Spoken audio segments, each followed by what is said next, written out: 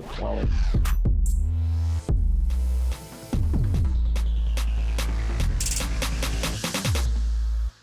right, my friends, it is September the 9th, Monday morning, a couple hours into the New York session. Let's see the market outlook and plans for the week ahead. Okay, so first thing that I want to say here is that on Wednesday we have the CPI. Because of the fact that I am mostly focused on intraday trading right now, I expect that that's going to produce some setups for us that week, so definitely want to pay attention to that. Not going to be playing four-dimensional chess and trying to game out what the results are going to be. I don't think that that's worthwhile for any of us. Just be prepared for, that whipsaw on that day. Okay, let's go ahead and get into it. So let's start off with the macro. So macro, first few points that we want to make are around structure, right? So, per the rambles that I've been giving out over and over again, I really believe in having that separation between positional risk and thesis risk. So we've been bleeding out, and structure is rather bearish right now. So right now, moving forward, it's just an argument of, are we going to see the local downtrend that we see playing out? Are we going to see that reverse course with a green candle and have that kind of reflexive day where everybody gets bullish again because we got some reclaims? Or are we about to speed up the downtrend process, right? So at this point, the downtrend that we've seen locally has zero momentum to it. So we're basically at that point where we're going to see a fat up candle that's going to erase the structure and change everybody's tune from a sentiment standpoint, or we're about to see the downtrend start to expedite. So we'll cover that in more detail later. Next thing that I want to mention is going to be around levels and reclaims. So the main levels to be paying attention to right now on high time frame are really straightforward. It's going to be 60K. And, it's up to you whether you want to call 44K the support or 35K or all the way down to, I think, 32-ish. These are the supports that matter right now. So it really is a question of, are we going to see that kind of reversion reclaim candle that makes everybody bullish, and then, all of a sudden we have bullish structuring, or are we about to see this downtrend kind of start to speed up and, actually have a significant down move? That's the question right now. Personally, I don't really have any interest on betting on the downside just yet. If this is going to turn into a real downtrend, it's going to go a lot lower, and there's going to be plenty of opportunities to catch a swing short or two on that. And frankly, my style of trading isn't really overly enthusiastic about riding swing shorts anyway, so I really don't care. As long as I'm not eating drawdown when the market goes down, that's the main goal. If you're interested in gaining access to the spaghetti template and learning how to properly utilize it, you should consider joining the Paragon group. Kind of closing thoughts on our time frame essentially are, we're looking for that 60K reclaim. If bulls can reclaim 60K, then we're bullish. It really is that simple. And the caveat there needs to be that it's not just some sort of fart move up, right? There needs to be a move that comes up and then actually has demand chase up and, give us a good base up here. Every attempt to trade up thus far has failed. So closing thoughts on macro are, positioning is defensive for me across the board, but I still absolutely am clinging to the possibility of a bullish Q4 into Q1 of next year. As wild as it sounds, and maybe I'm coping and just clinging to a bias, but at this point, I don't really see any real reason to change, because I'm not going to lose money if I'm wrong. If I'm right, I will have the opportunity to pivot back to being net long across the board. And, my classic argument that, around positioning that I always want to make is that you want to be early with planning, but with positioning, if you're going to be late or early, it's better to be late than early, right? Early means you're going to, get pressured and go into drawdown. Late means you're going to miss out on the first leg of the trend, but you're not going to get pressured as much once you position.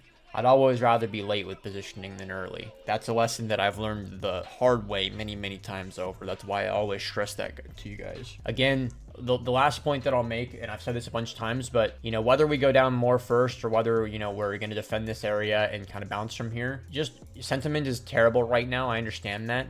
People are this is the quitting stage for sure. But if this plays out where we get a fat, $6,000 candle one day, watch people's reactions to it. It'll be almost comical. Okay, that's going to be it for macro. The next thing is medium time frame. So starting off, just quick doodles. This is essentially how I kind of imagine this to play out. This is a really key zone around 55K. So I expected us to see some fight from bulls to give us a dead cat. So that's kind of what I'm hoping for, is either A, we're going to get like a dead cat bounce where we trade up towards like 58, 59K-ish, and that would set up for a really good short opportunity or an opportunity to de-risk your portfolio if you haven't already done that. Alternatively, we could be just already setting up to to bonk off of where we're at now, right? Where we kind of lost this VWAP and we're rejecting off of it. So these are the kind of two scenarios I see playing out in the, you know, immediate future. It's most likely that we're going to trade down lower. It is what it is. Okay, as far as medium time frame goes, right? So we already kind of talked about this, but we'll highlight it again anyways, right? The structure, you know, it's been one of those things where, especially once, you know, I talked about in the group about us rejecting off 65K. I didn't want to see that, but I was being objective and said that that's probably what's most likely to happen. Every time we're setting in these lower highs, right, the structure is just getting bad. We're essentially in a downtrend channel. So this trend has almost no momentum to it. But if we see a big puke up or down, you know, that's what's going to come next, is we're going to see a puke directionally.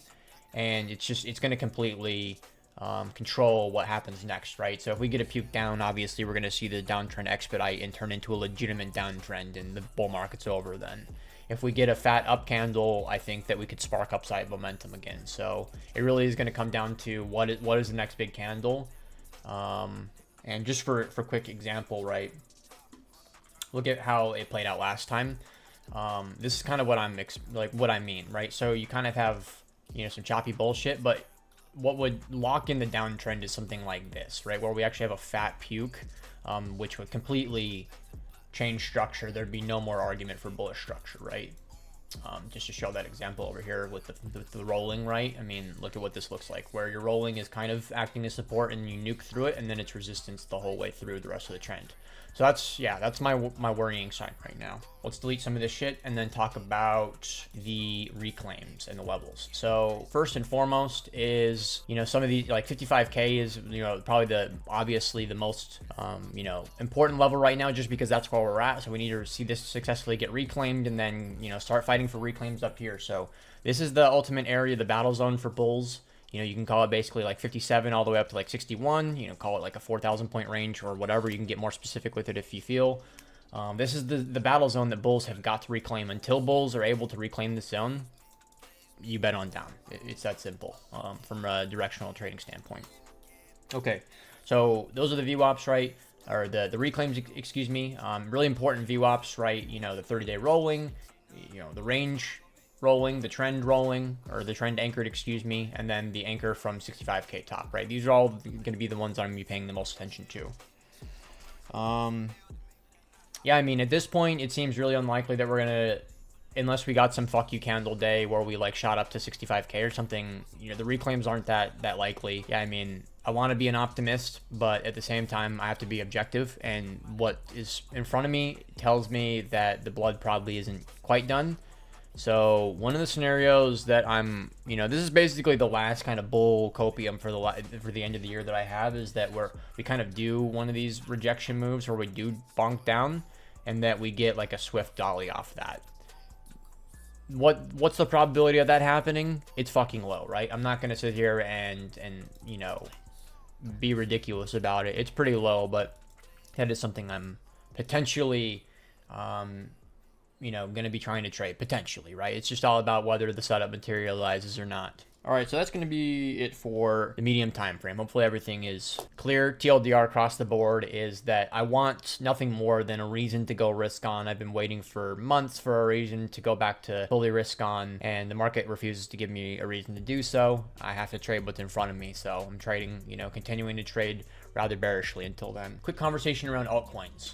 So there isn't too much for me to say on alts. It really is, you know, a bloodbath out here. It doesn't really matter what the altcoin itself is doing in a vacuum. All that really matters is what Bitcoin is doing. So hopefully that lesson isn't too much of a ramble and makes some sense for you guys. Kind of closing thoughts on altcoins are, if we scroll through, almost all of them look like shit. The only altcoins that I really like at all on my quick scan that I did today were Tron and BNB. And really, it's just Tron. Tron is, this is the only like healthy, strong coin that has definitively bullish structure.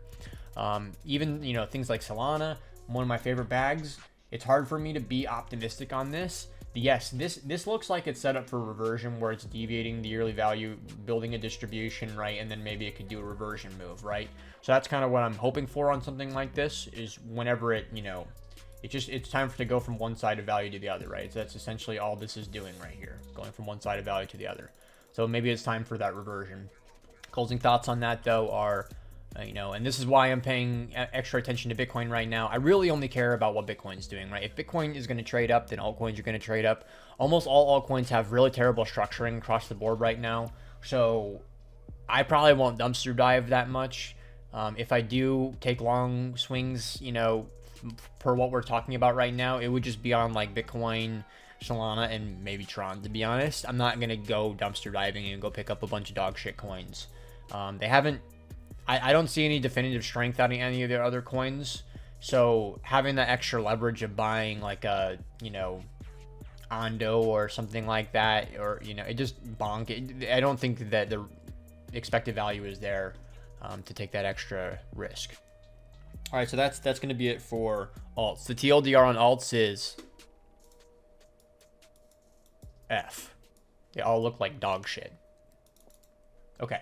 That's going to be it for altcoins. That's going to be it for me this week. Good luck out there, and cheers.